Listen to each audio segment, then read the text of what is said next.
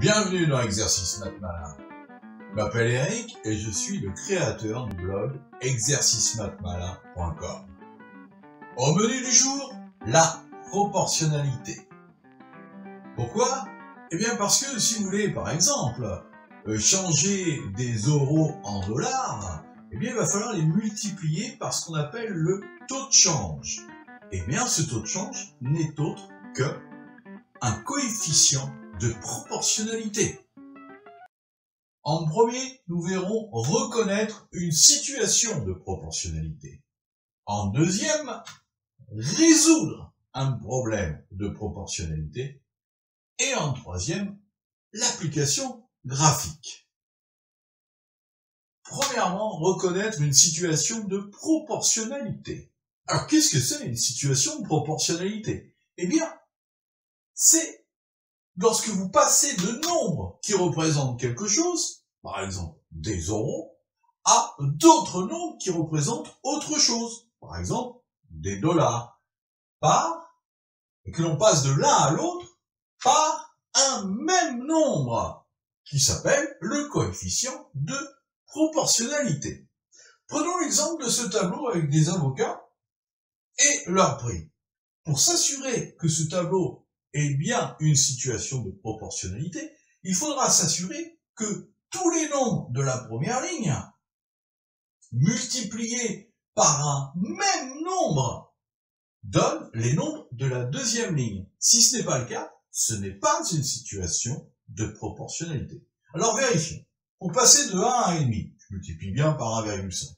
Pour passer de 2 à 3, également.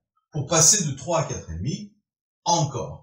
Donc ici, j'ai bien une situation de proportionnalité où mon coefficient de proportionnalité sera 1,5.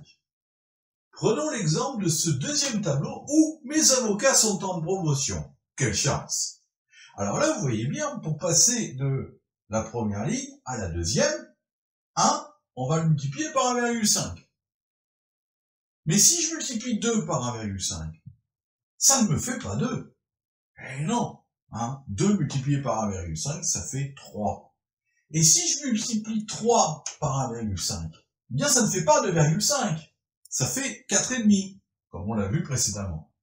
Donc, ce tableau n'est pas une situation de proportionnalité puisque l'on ne peut pas passer de la première ligne à la deuxième en multipliant par un même nombre.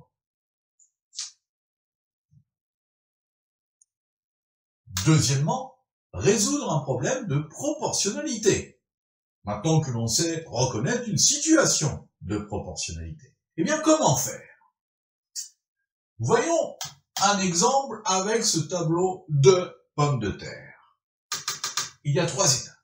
Premièrement, il faut trouver deux nombres qui se correspondent dans la ligne du haut et dans la ligne du bas. Ici, nous avons 5 et 4 qui se correspondent. Deuxième étape, il suffit de diviser le nombre du bas par le nombre du haut. Donc, il suffit de diviser 4 par 5 pour obtenir le coefficient de proportionnalité qui sera 0,8. Troisième et dernière étape, il ne me reste plus qu'à remplir mon tableau en multipliant par quoi? Eh bien, en multipliant les nombres du haut par mon coefficient de proportionnalité. Donc, 1 fois 0,8, bien, ça fait 0,8. 10 fois 0,8, ça fait 8. Donc, pour 1 kg de pommes de terre, j'aurai à payer 80 centimes ou 0,8 €. Et pour 10 kg, cela me coûtera 8 €. Remarque très très importante, n'oubliez jamais que la division est le contraire de la multiplication. Donc si je peux multiplier tous les nombres du haut par 0,8, je peux diviser tous les nombres du bas par 0,8 pour obtenir les nombres du haut. Troisièmement, application graphique. Eh bien, cette application graphique a deux avantages. Reprenons l'exemple des avocats avec leur prix. Le premier avantage, c'est que si l'on fait un graphique du tableau que l'on a fait et que l'on obtient une droite, cela veut dire que c'est bien une situation de proportionnalité. Et deuxième avantage, c'est que sur ce graphique que vous avez obtenu, inutile de faire les calculs. Vous pouvez le lire comme vous jouez à la bataille navale. C'est très simple, très facile. Ici, 2 avocats correspondent à 3 €. Ici, vous avez 10 avocats qui correspondent à 15 €. Et 12 avocats qui correspondent à 18 €. Pas la peine de calculer. Il suffit de regarder. Je complète donc facilement mon tableau. 10, c'est 15. Et 12, c'est 18. Si je veux, je peux vérifier. 10 fois 1,5, c'est bien égal à 15. Et 12 fois 1,5 est bien égal à 18. Alors Eric, combien de temps ce cours?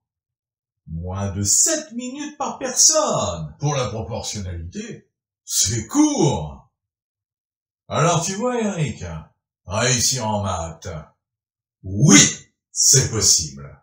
N'oubliez pas de mettre un like, et si vous voulez des exercices correspondant à ce cours, cliquez sur le lien sous la vidéo. Et abonnez-vous. À bientôt sur Exercice Maths Malin.